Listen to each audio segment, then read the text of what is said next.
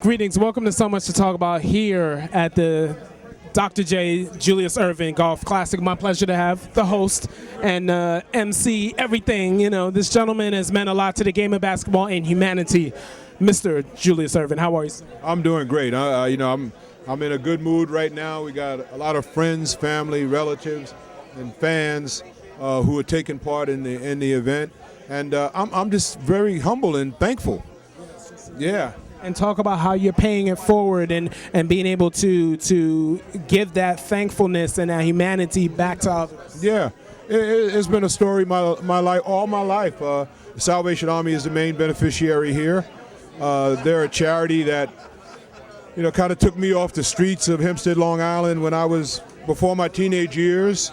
Gave me a sanctuary to meditate, to play basketball, and to connect with people who are older, wiser, smarter, and more focused, and help me to get focused and determined. And the pledge and the promise at that time is, what was done for you, you got to do for somebody else. So I've tried for many years to do stuff with the Corps, and the Corps is an extension of the city and the community. So if you do it for the Corps, you're doing it for the community. I wanted to talk with you about Hall of Fame weekend. How wonderful was it? You were up there on stage for a couple of the inductees, Allen Iverson and Shaquille O'Neal. Shaquille says you're the greatest basketball player ever, and you're his idol. Talk about how that means to you, how much it means to you when legends just follow your lead. Yeah, when people, you know, put that tag on you, you know, you just don't let it go to your head. You just feel like, you know, that guy's in my corner, so I got to be in his corner. So when he called me to go, because he had said that his whole career, and when he called me to come, and then Allen called, I said, how could I not be there? If I have to rearrange something, I got to rearrange it. So it wasn't that hard. You know, I was asked to go the year before for John Calipari, and I wasn't able to go, so I felt really bad about that.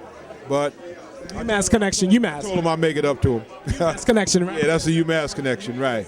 Yeah. One more question for you. I know you want to enjoy the festivities.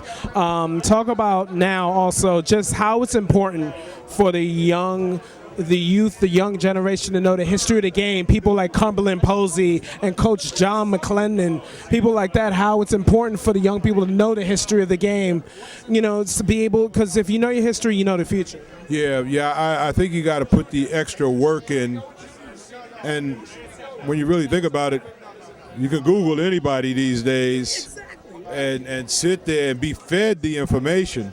So there's no excuses.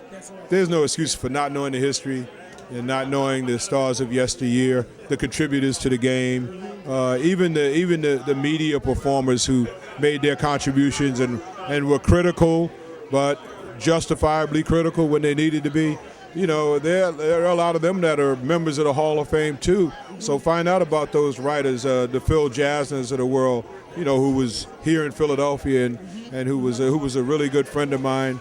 And you know, unfortunately, he's no longer with us, but he leaves a legacy as well. Mr. Erving, I can talk to you for hours, but I'm gonna let you have some fun. All right. There's more people you could talk to. Thank you.